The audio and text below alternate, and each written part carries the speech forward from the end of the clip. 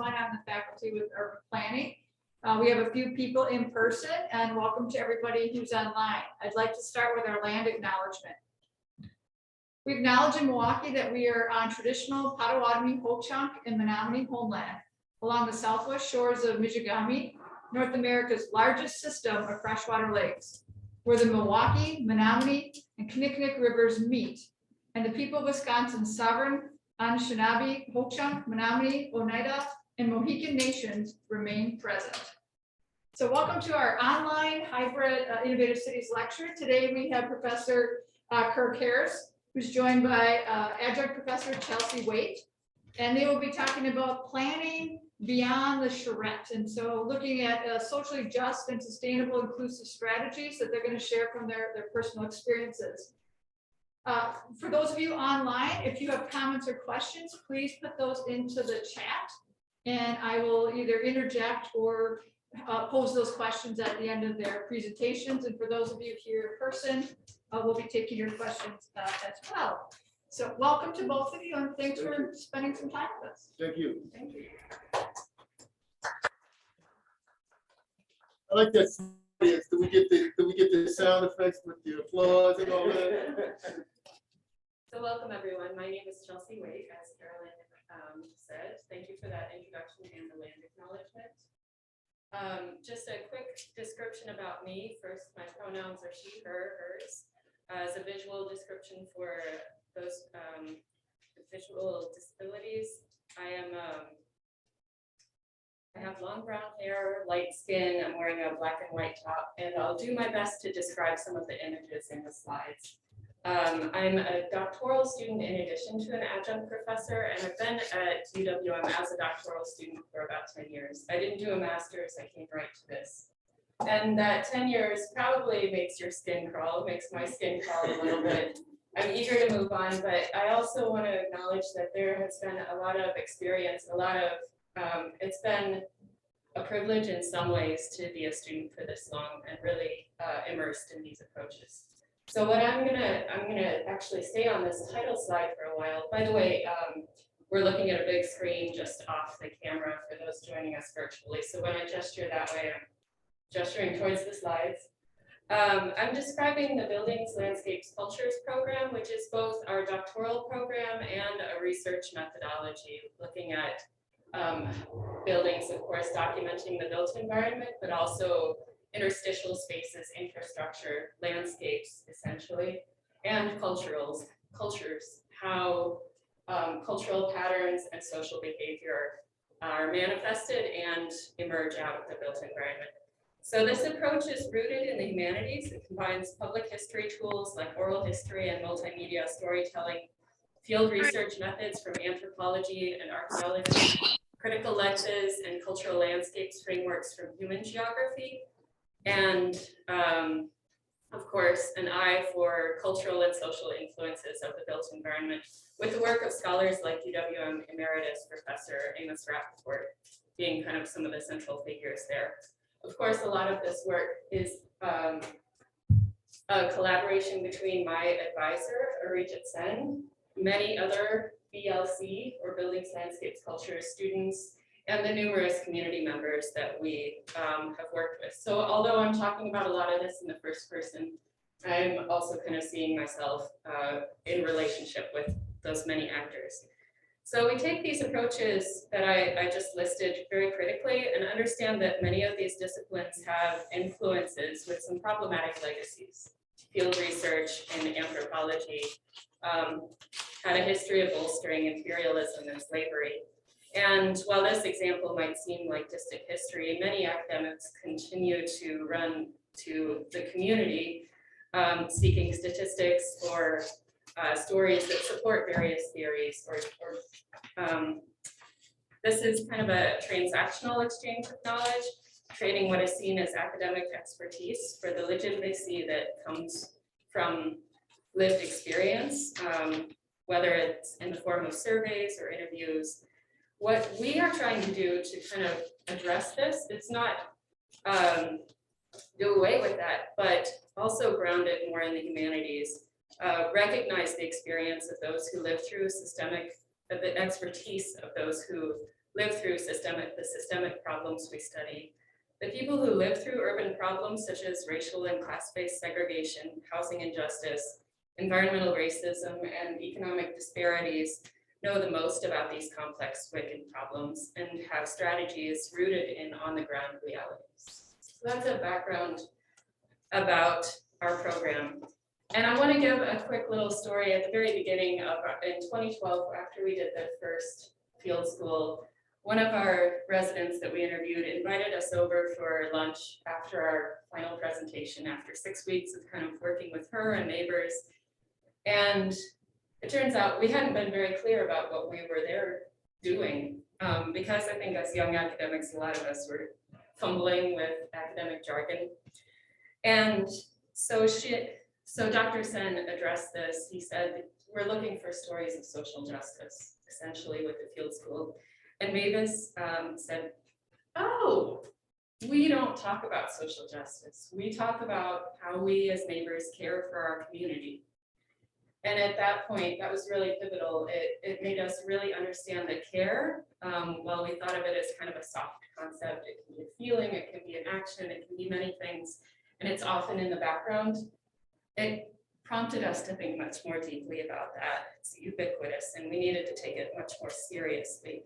So in many ways, care is important because those who do not live in underserved communities hold biases and stereotypes that undermine the agency of people who live there. This makes it easy for academics, politicians, architects, planners, and others to come in with the belief that they hold all of the knowledge and that their understanding of the neighborhood's needs is more accurate than those living there.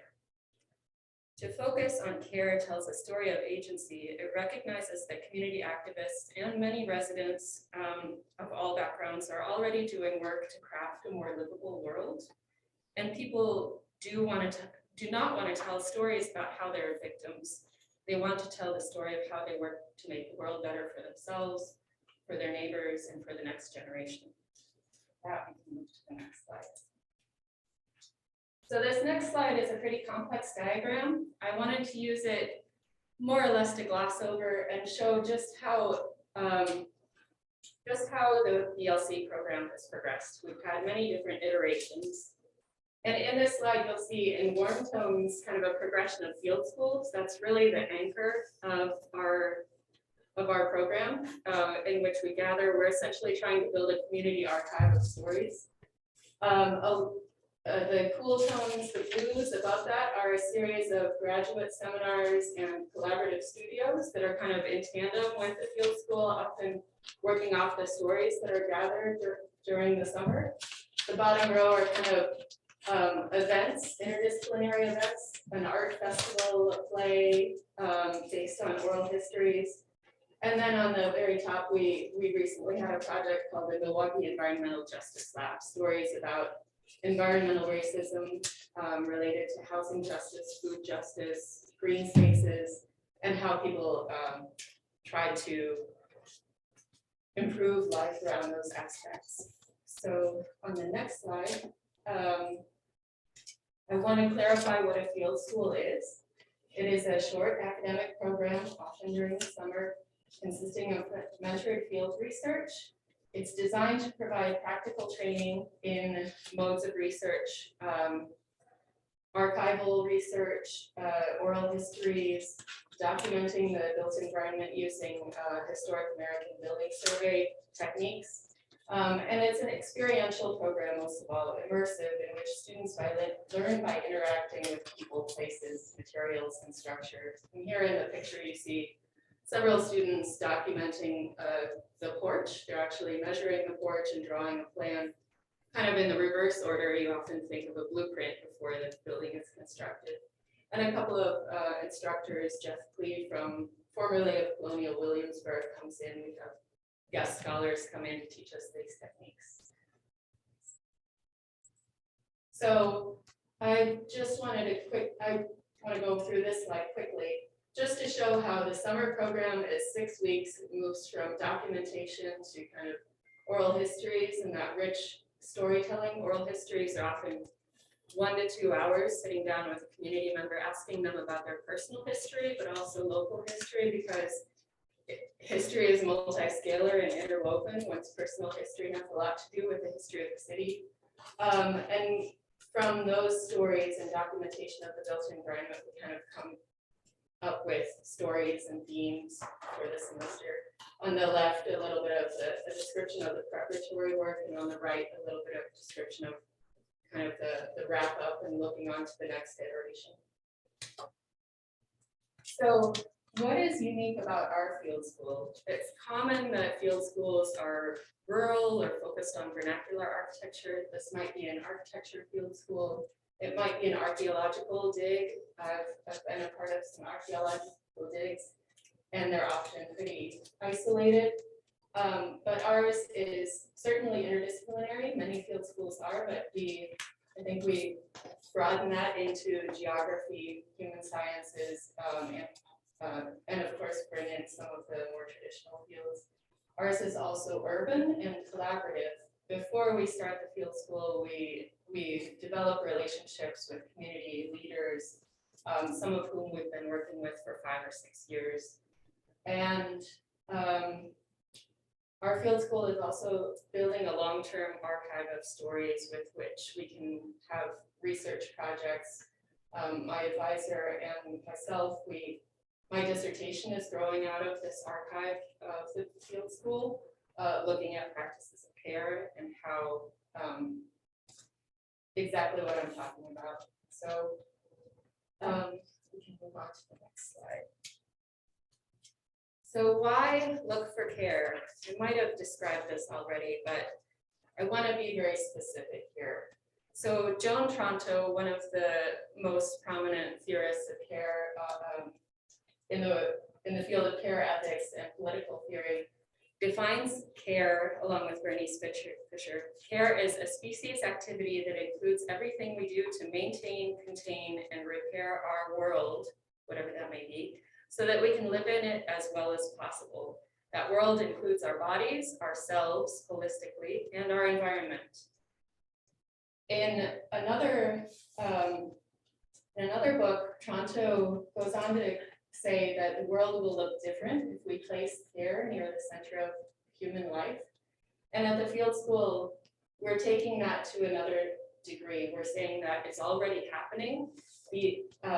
The image here kind of calls out acts of care, such as public artwork by a local artist that brings in quotes and kind of positive aesthetics. Public seating, this is actually a design build project from the field school at the directed by one of the residents on the street. Signs that appeal to people, for drivers to slow down on the street, even plastic bags hung on a fence for people to deposit their trash as they walk through. So care does change how the world works, but to move it to the center of human life would require more systemic support. I think taking what I've described about the buildings, landscapes, cultures approach, and knowing that people are experts in their own worlds, we study these methods of care because they're on the ground solutions to larger wicked problems.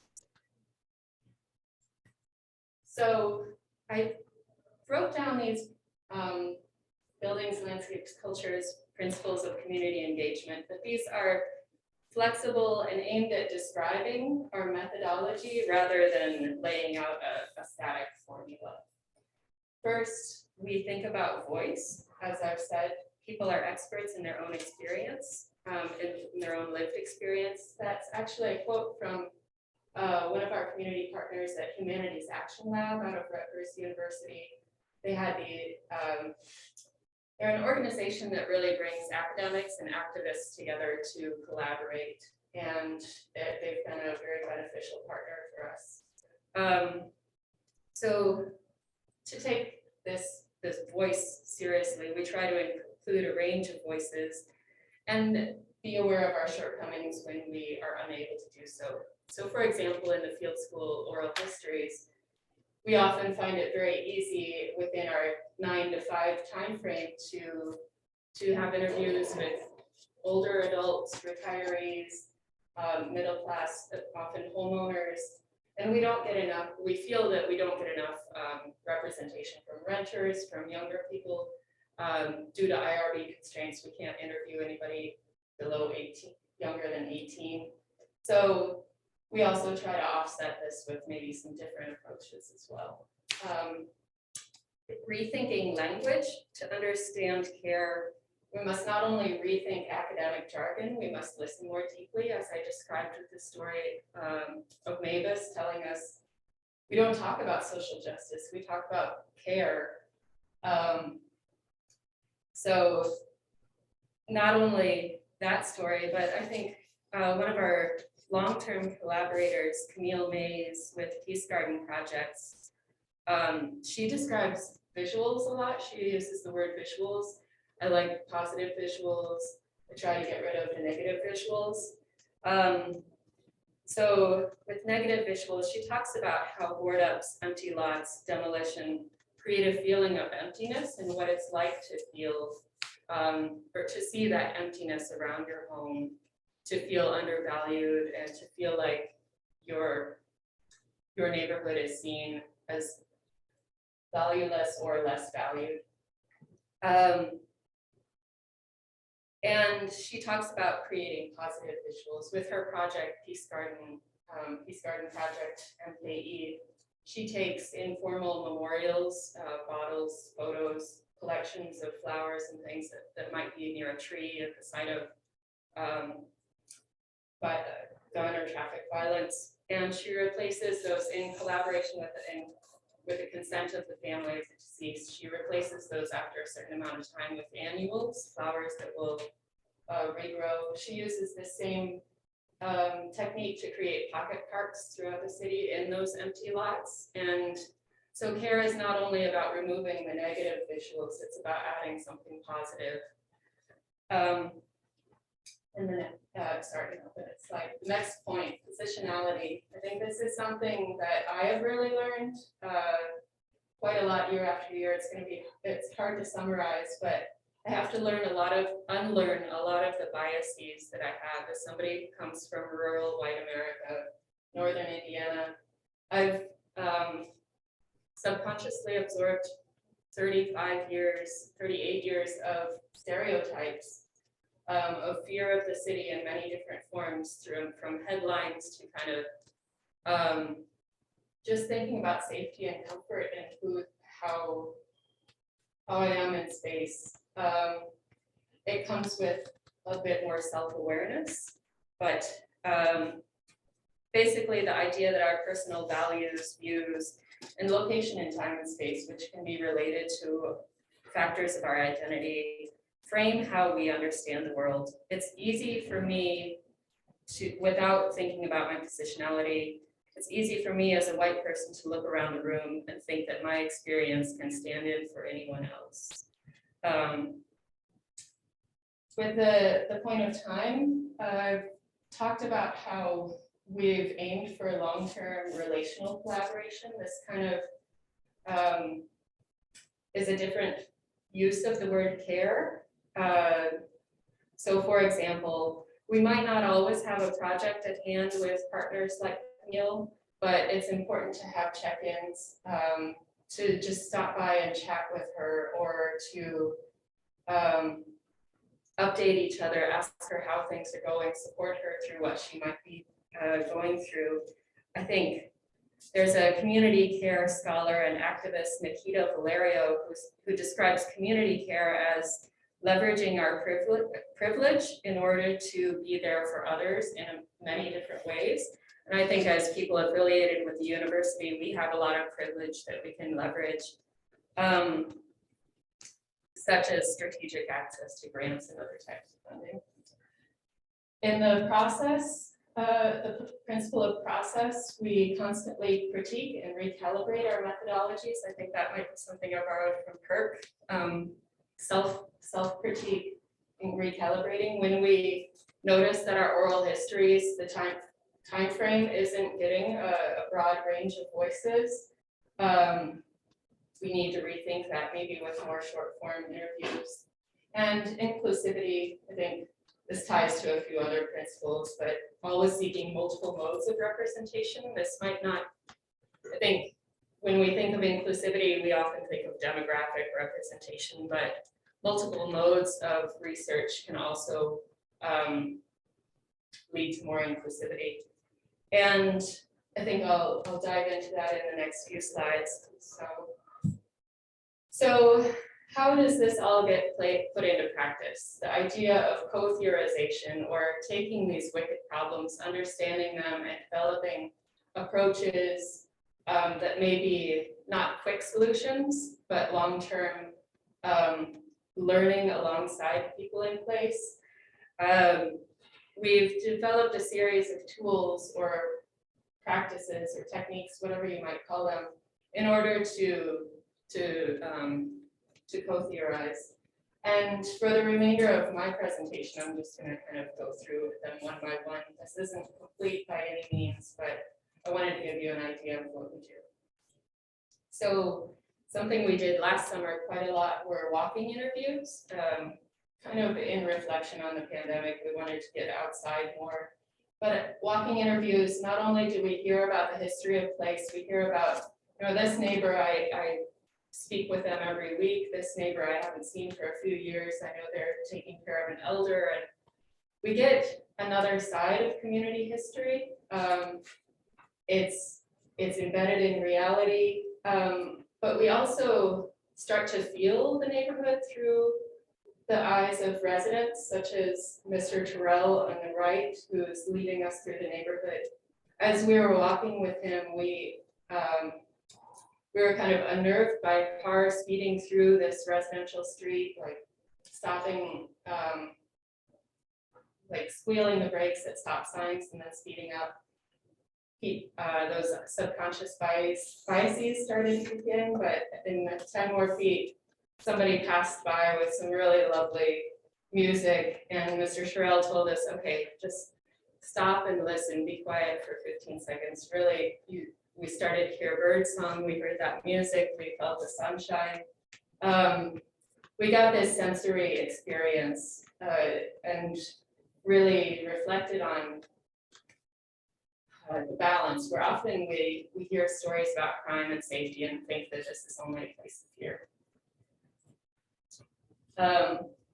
Some of those walks have more of a purpose behind them. Jane's walks, these are public tours led by community members. So in addition to the walking interviews, these are planned and strategized. This is Camille Mays walking us through the green spaces of her street and the larger Sherman Park. On the right, you see a picture of a group of field school students and residents doing a cleanup in a pocket park called Scholars Park and installing a painting of children eating ice cream.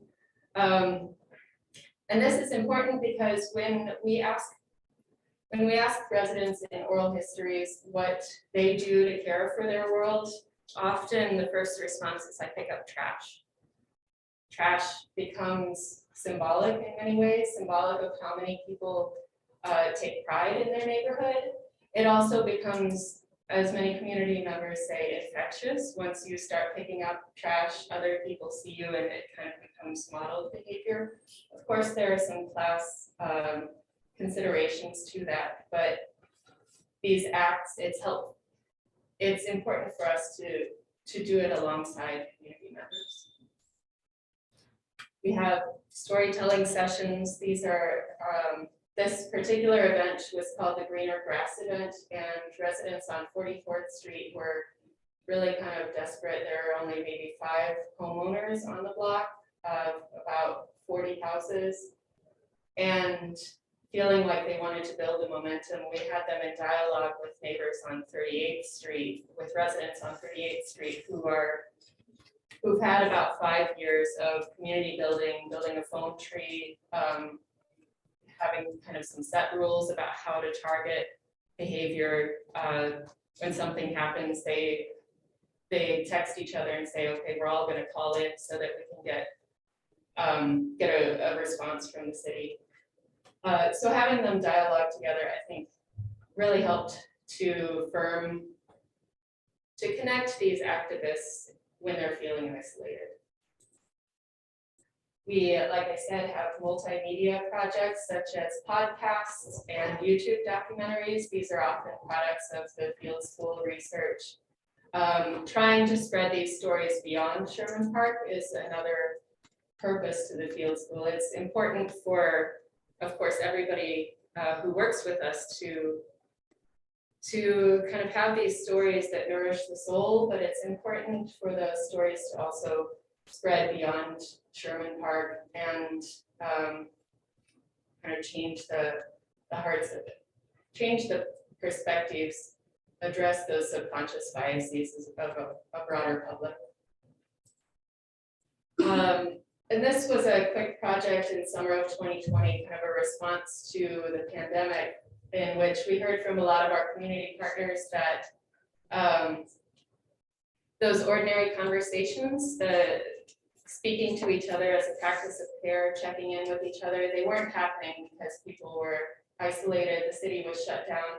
And so we developed a strategy using some zines or informal one-of-a-kind magazines and letters and such, and combined those with produce from urban farms, deliver them to our community partners, maybe in groups of 8, and those community partners would take them to the porches of their neighbors and other activists in order to keep nourishing those relationships.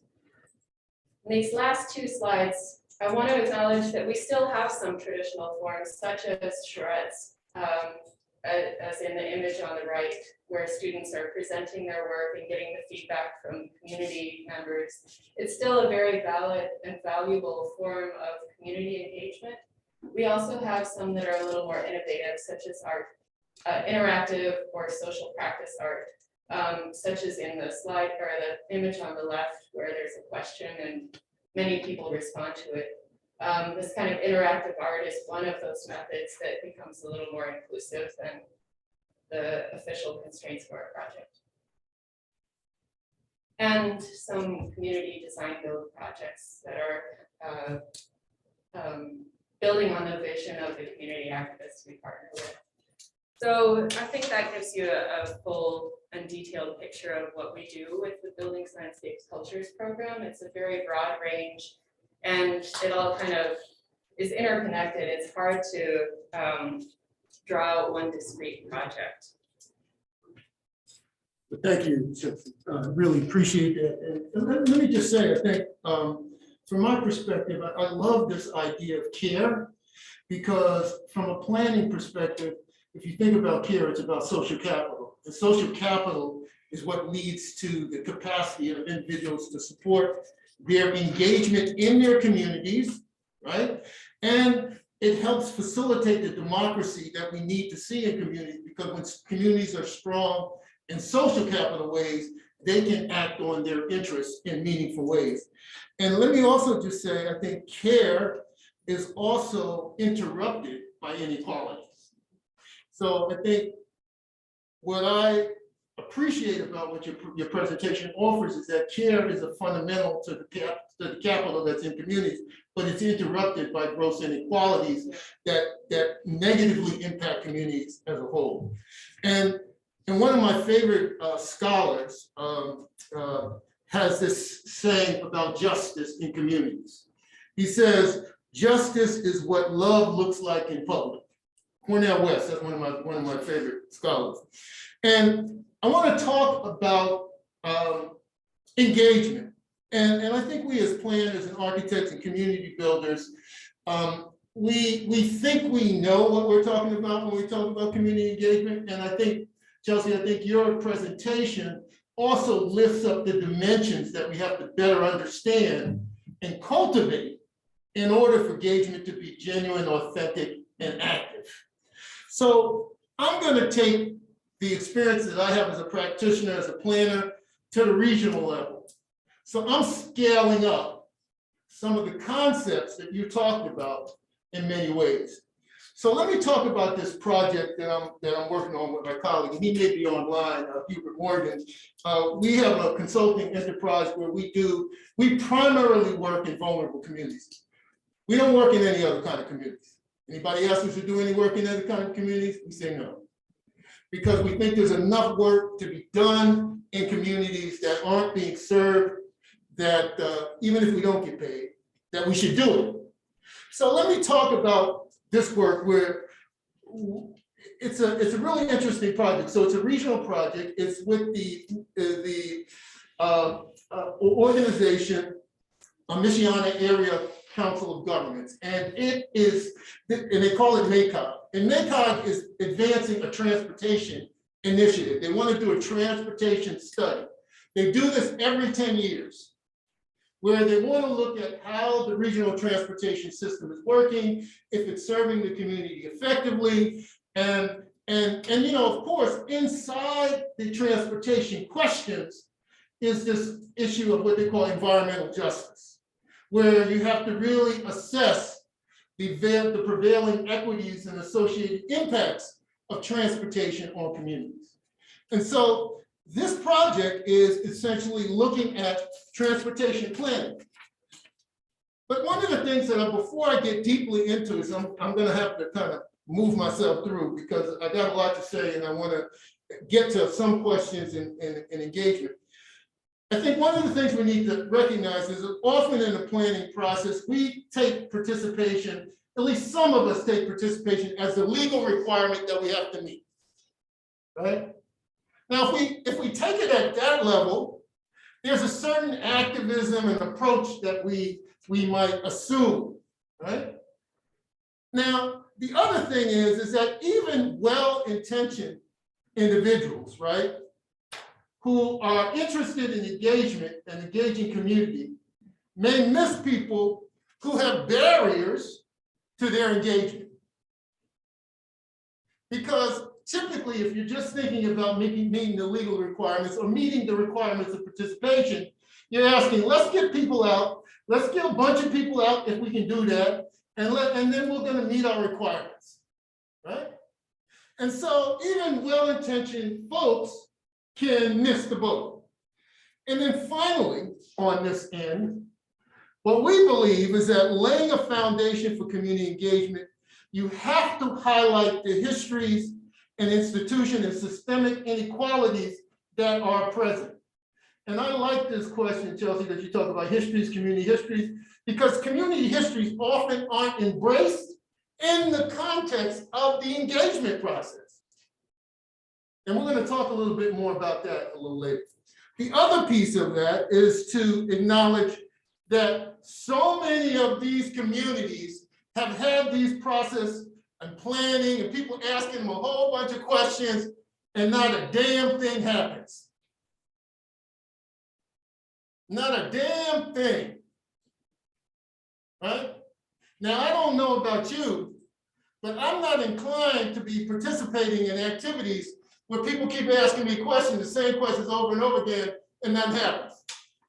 And then finally, I think we have to honor in that participation process, we have to honor the resilience, we have to honor the the community and knowledge.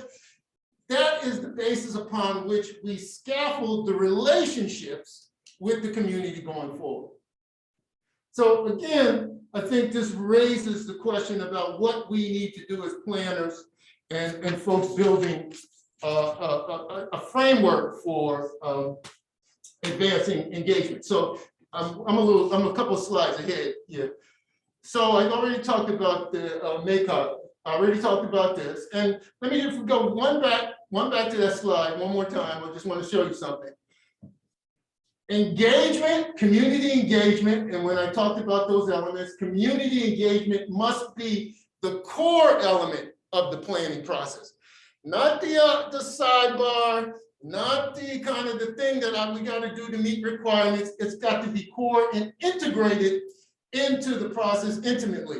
One of the things for any of you who have ever done any community development, even or any kind of project in communities that require participation, the thing that gets least funded, guess what?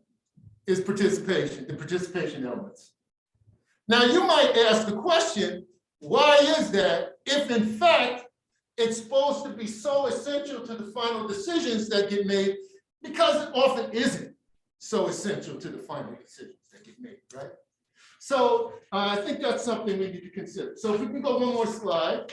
So I just wanted to give you a sense of the regional scope of this transportation initiative that we got going on. There's 4 counties that are essentially involved in this initiative.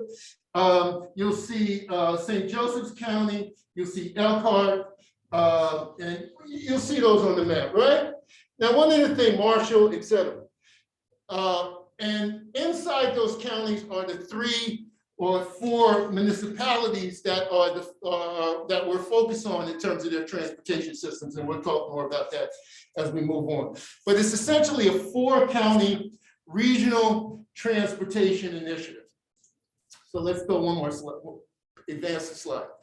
So here's the thing that I think that's really important, and what we need to know as when we get started in this process is what often happens in planning processes is that the folks who should be asked the questions about impact are often the last to be asked, and as Chelsea has pointed out, often we as professionals make assumptions about what we think those impacts are, right?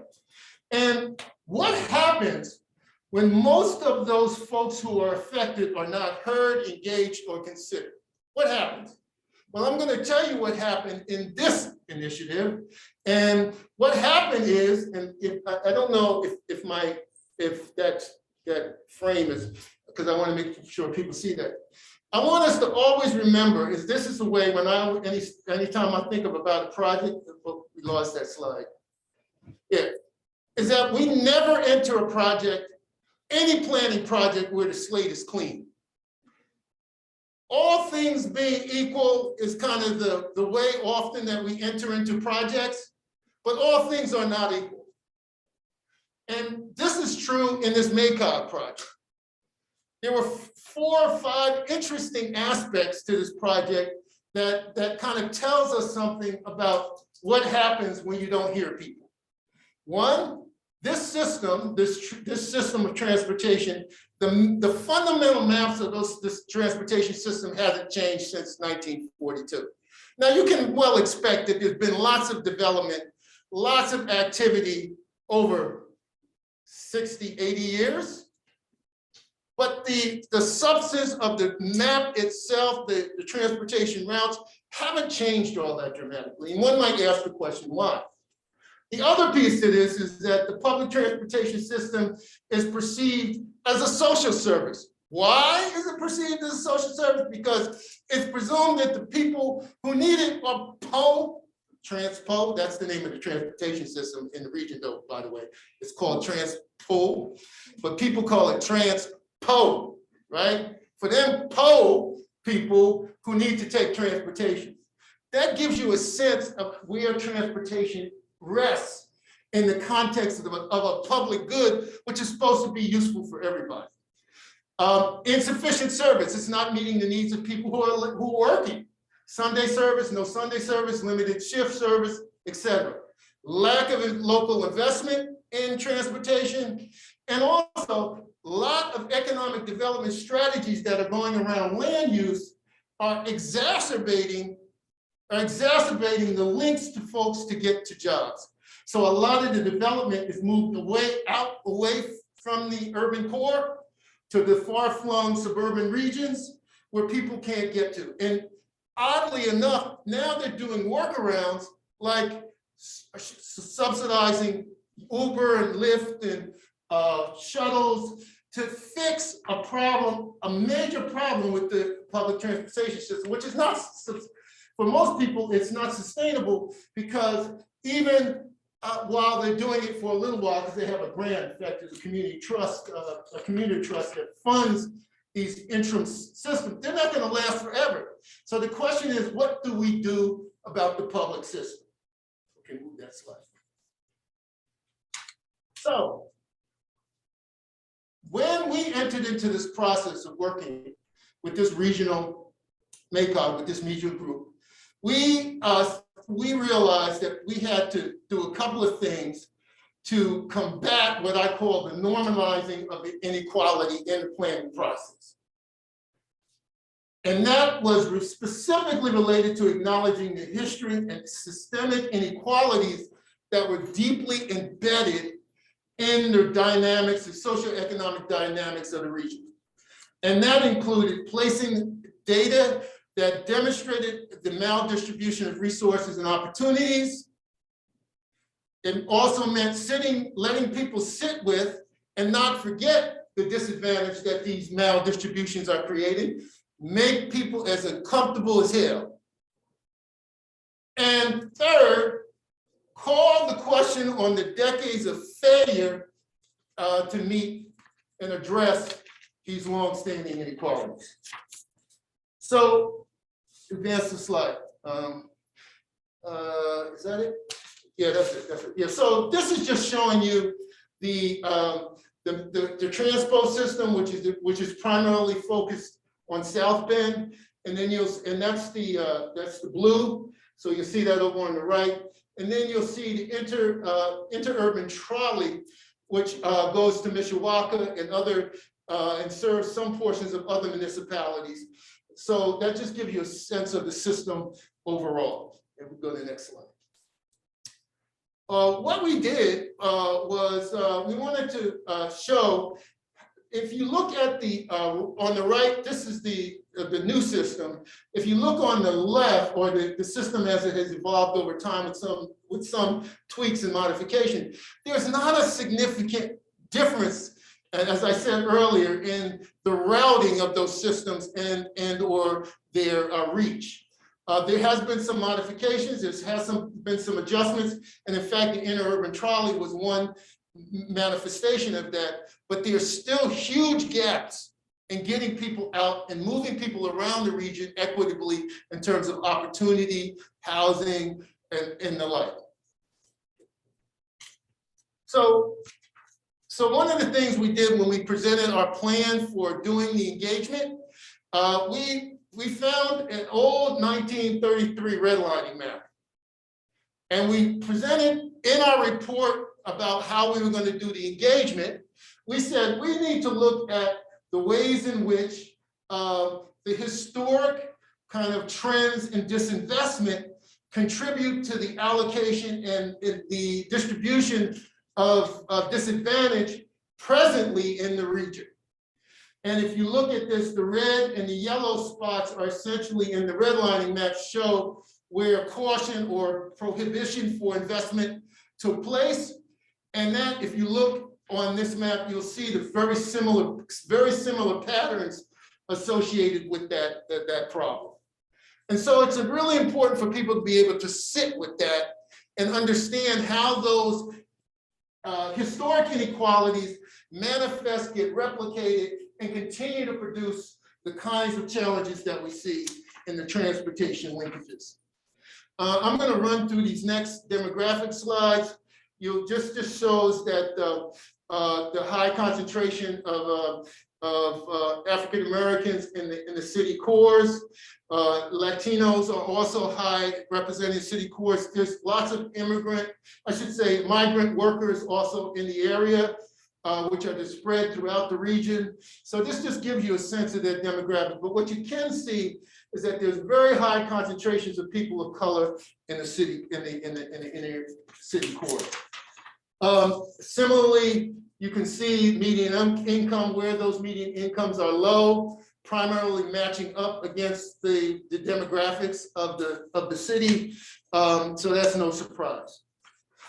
Move to the next one. Poverty, high rates of poverty, similarly patterned, consistent with the demographics of the city.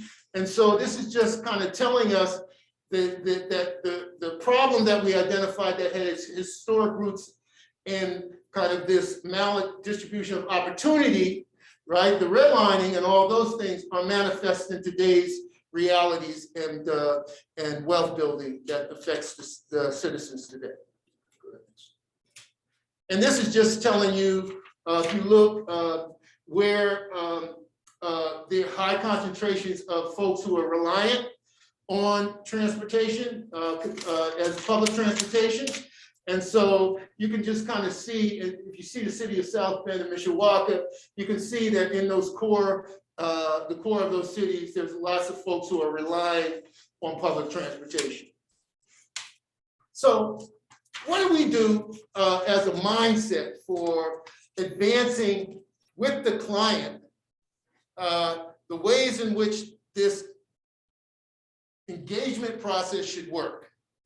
And here's some basic principles that we sought to advance. One, focus on systems. Don't focus on the people, focus on systems. Once you focus on the systems, then you can focus on the people. Because what we often want to do is we want to try to figure out, well, if people maybe did something different in their daily lives, they can make transportation better, they could do this or they could do that, things would be better. We're saying no, because the situation's been like this for years, so obviously we're doing something wrong. And insanity is doing the same thing over and over again, expecting a different result. So let's focus on the systems. We also said, identify and lean into the lived experiences of communities. And Chelsea, I think you appreciate this, right? And this is part of the storytelling. We're going to talk a little bit about how we tried to scale storytelling up in our context for the regional works.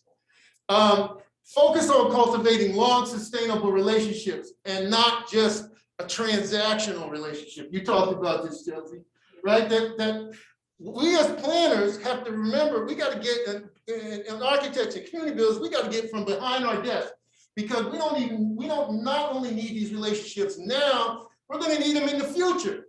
And we've got to make an investment in it, right? And if we don't, we're going to continue to try to replicate and try to get these authentic engagements, which we won't be successful at doing in the long run. Focus on building trust and transparency and honesty in the process. Don't overpromise, but on the same token, you have to get people to understand that there's lots of tensions that are in the system that are working against the kind of change that we're hoping to see. And then use equity as your primary filter, right, in the ways in which you proceed. Always talk about how do we measure how do we balance the benefits and burdens of decision makings and how they're distributed on the most vulnerable communities. For us as planners and architects and community builders, critical for us to know if we're going to be engaged in a planning process, to know where the client is positioned along this conceptual frame about the kinds of participation they want. And if you look at this kind of this spectrum of participation, it's really important for you to understand where the convening body is with respect to these things, because once you understand that, you can calibrate the ways in which you identify your commitments to the community about what this process can produce. You always want to push the client or the convener to the empowered, right? That's what we want, which it means that you want to push them, moving them to the point where the actual decision-making process is vested in the community itself. In most cases, that's not the situation, but we want to get close to that as we can. And so often we're kind of hovering around involvement and collaboration. If we're lucky, sometimes it's just consultation and inform, which we would say is the worst kind of situation, because it means those critical decisions that communities think are the most important might not be leveraged in the final outcome. And so when we think about this, we always have to assess where the convener is, where the client is, and speak to them about the goals that they want for this process. And we also, in order to ensure that we're keeping our community, that we're not violating the trust with our community, we have to be realistic and know and balance that against where the convener or the client is, and try to push them along that spectrum of participation. Move to the next slide. So what were our core objectives? Our core objectives for this project is maximizing participation amongst populations historically excluded. And that was important because we know that in doing some of our preliminary work, there were a lot of communities that were not ever a part of any planning process, transportation or otherwise. So maximizing those opportunities, building enthusiasm about regional transportation across communities is an objective that we wanted to do. We wanted to coalesce advocacy interests in community networks so that we could cultivate that kind of advocacy framework for pushing for more resources for the system, which has been under-resourced for years.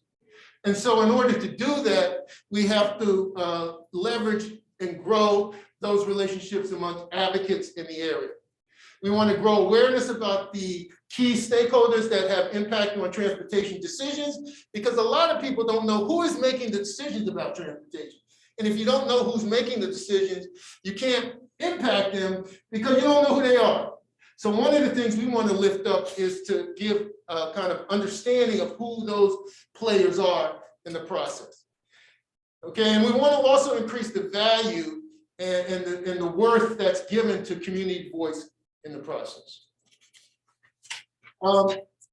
Look, often we as planners and the like, we're not really intentional and deliberate about who we want to have at the table.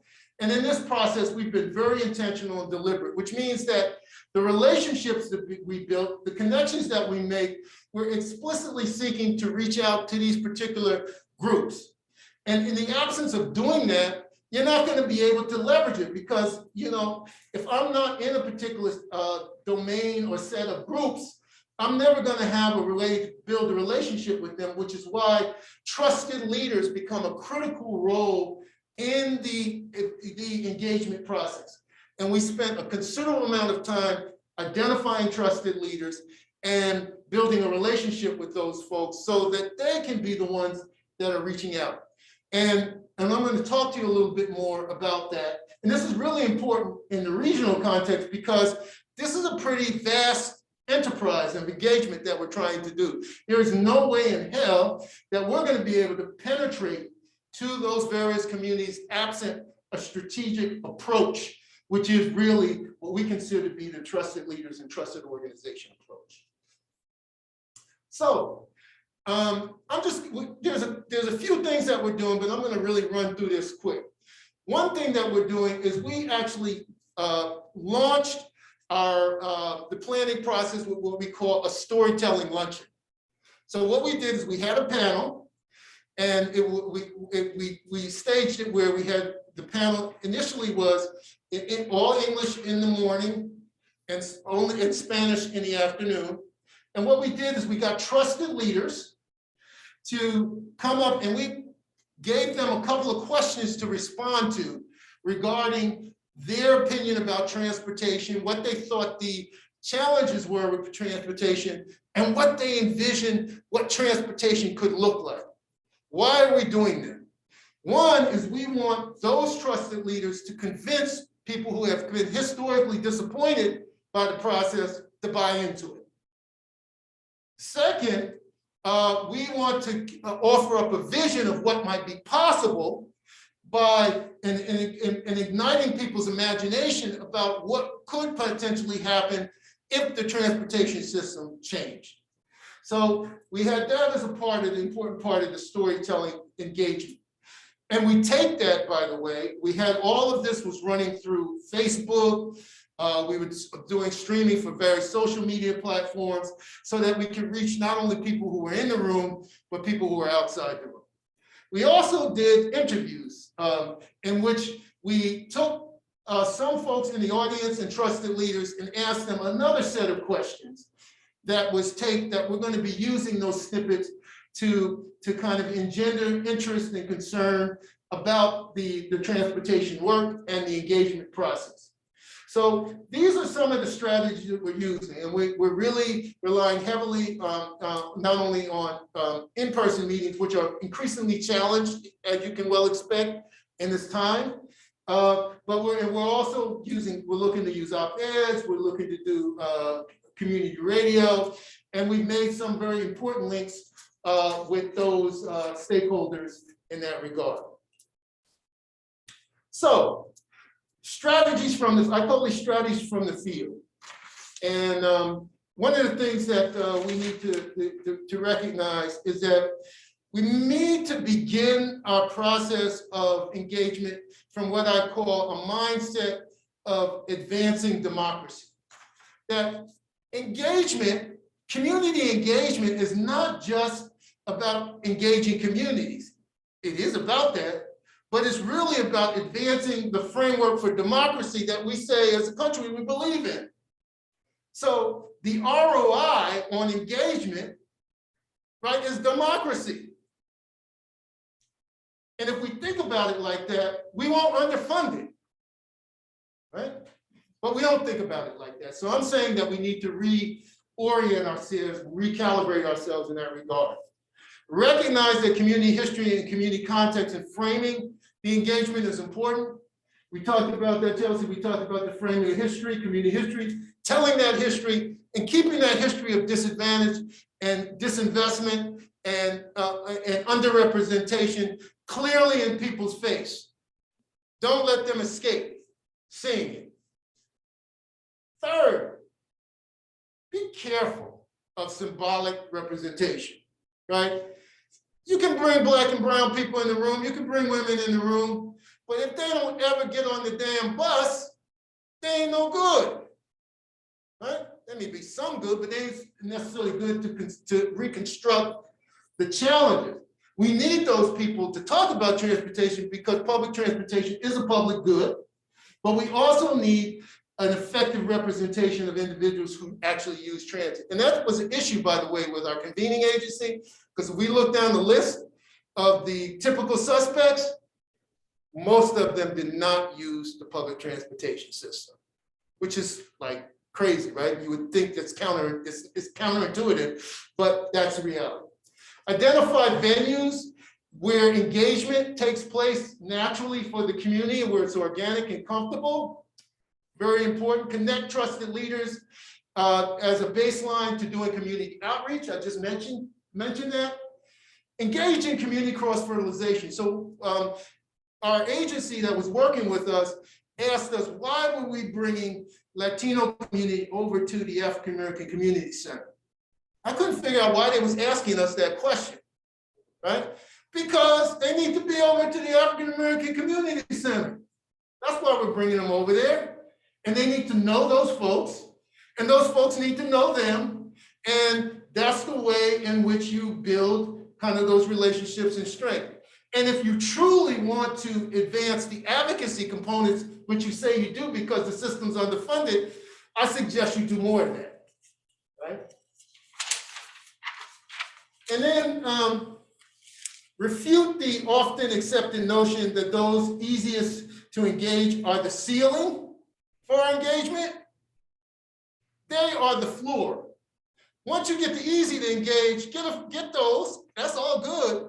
But also remember, there's a whole bunch of people that are not in the room that need to be in the room. Show up in public spaces that are organic for the community. Don't be afraid to show up at the Linden Grill like we do when we're down there in South Bend. Eat some chicken wings, do that thing. Because that's where you get the real stories and that's where you get the real people that are doing their thing.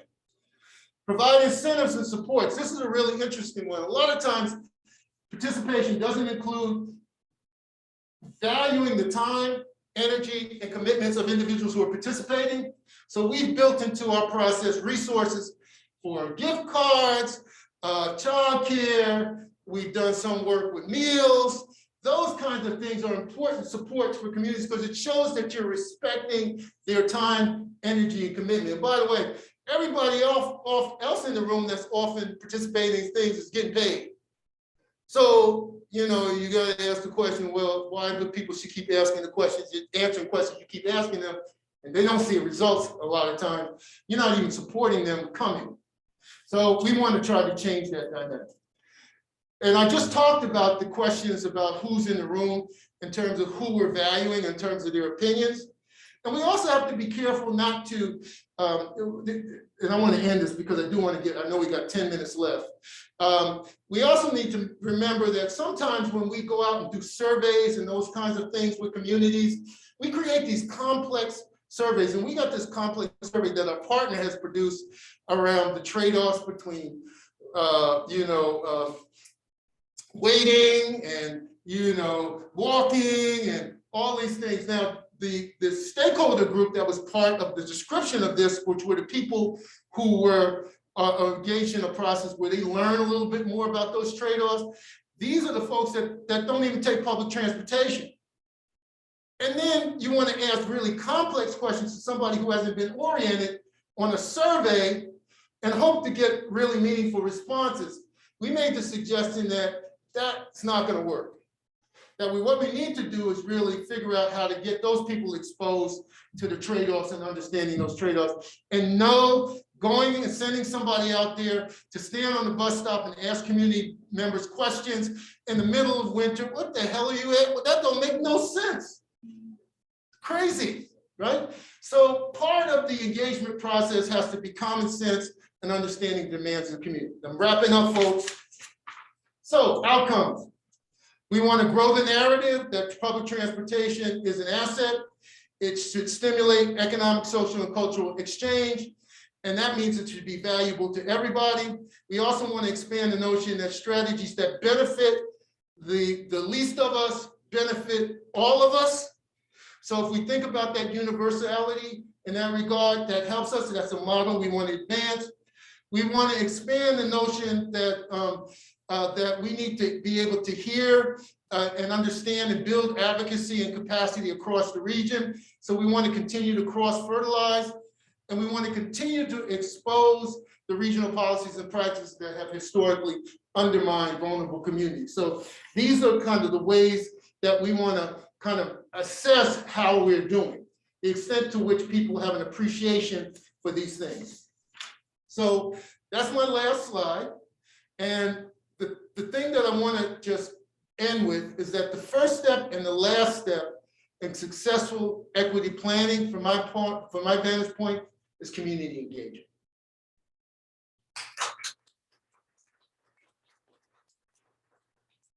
Well, thank you to you both. It's great to have those perspectives of actual real projects. And there is a trend right now where they actually are funding. I know downtown Milwaukee is funding those who are engaged in providing their time. And there's a certain value. And I think the value also is actually implementing, right? It's not asking the same questions, so we have that fatigue. So if there's anybody online who has a question, you can put it in the chat. I'll look to this group in a second. Jenny's also putting in the survey. For those of you online, it'd be great if you could fill out a survey and give us ideas for future topics and speakers. And just a reminder for those who are jumping off, I know we lose quite a few people after one. The next Innovative Cities lecture will be hybrid, the same format, in person and online, will be February 23rd. It's Tracy Boyer, who will be talking about water conservation policy options for cities. So, can't see the chat.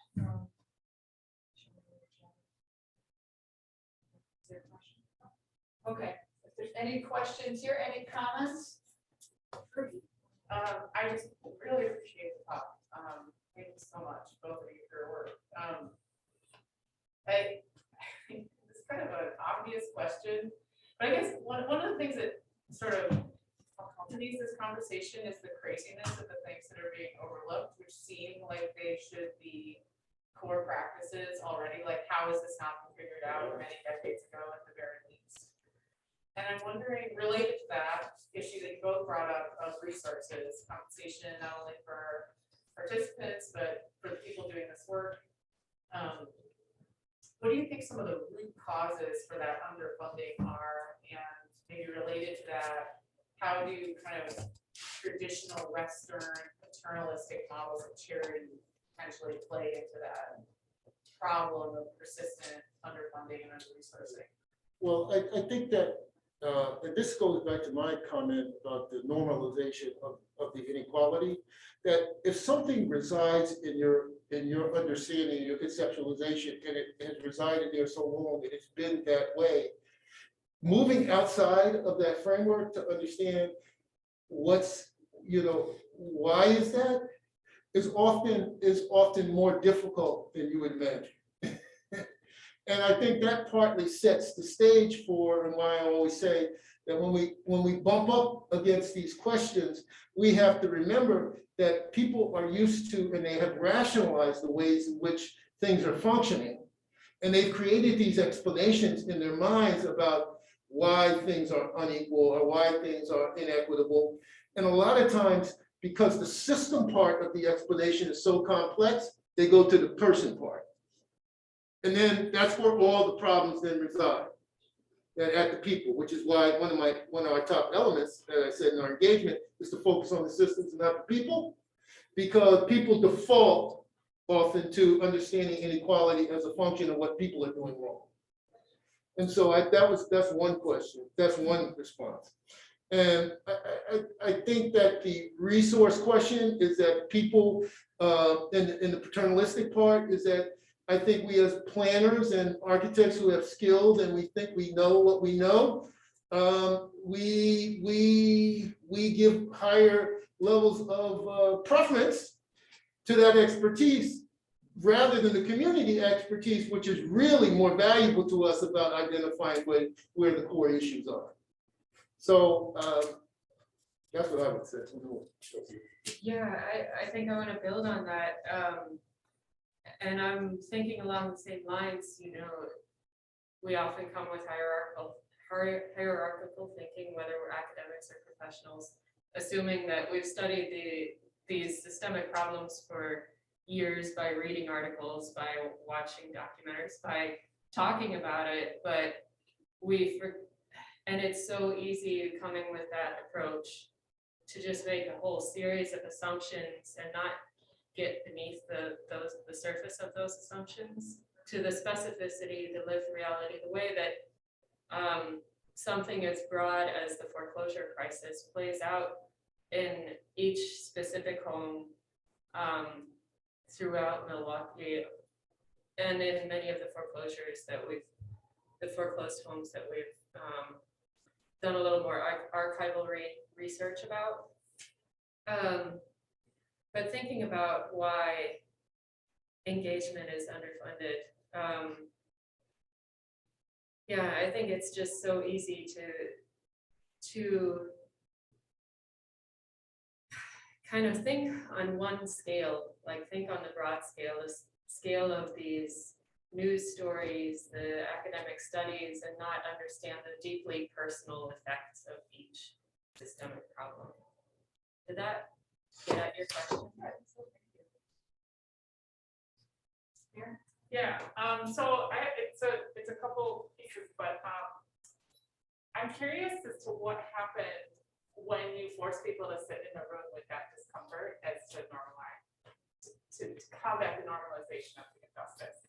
Because I think that's a really hard thing, and a lot of people are like, no, we need engagement to be comfortable so people will engage. And so I'm curious as just how if that changed the involvement.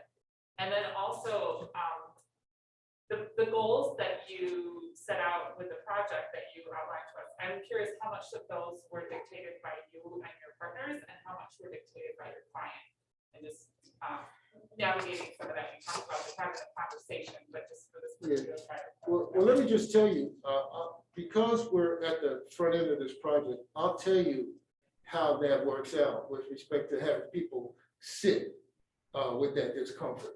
Because we have a whole series of engagements that are going to be in front of us. The initial engagement report that we provided, which establishes the framework, says we provide this information to say these are going to be some of the leading edge pieces.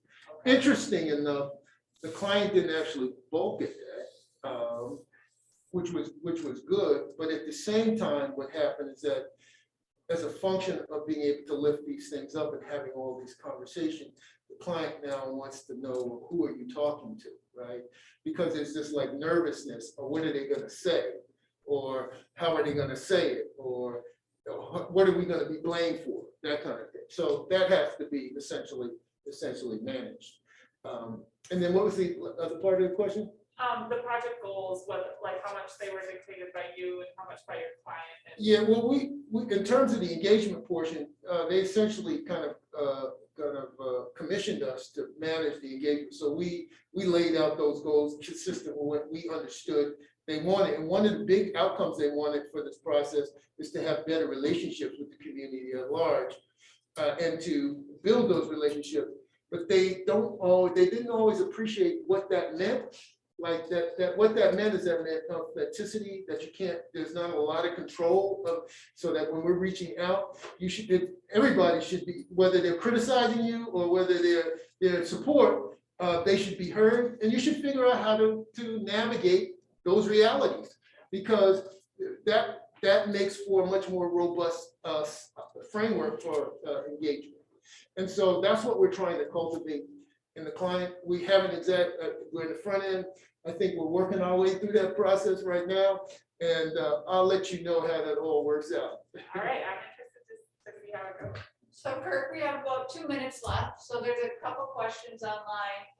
One is, if you're willing to stay longer, I think, than those who have additional questions, I just wanted to touch on one of these. So there's a question about funding, and then how do you reach people beyond virtual or in person? I know my experience reflects what you posted. You know, there's radio, there's community engagements, there's farmers markets, there's other ways. But the question is, what alternative funding sources are there besides it's just part of the project budget? Do you have thoughts on that or experience on additional funding? Here's the thing. We don't, and we've had discussions about this all the time. Often we eat it ourselves. I mean, that's just the reality, because the funding that we often have provided for the client or the convener is usually is truly usually insufficient. But and we've been trying to think about ways in which we might augment that and see if there are other kinds of partners like foundations and others. But that takes so much time too, along with the actual process of doing the engagement, right?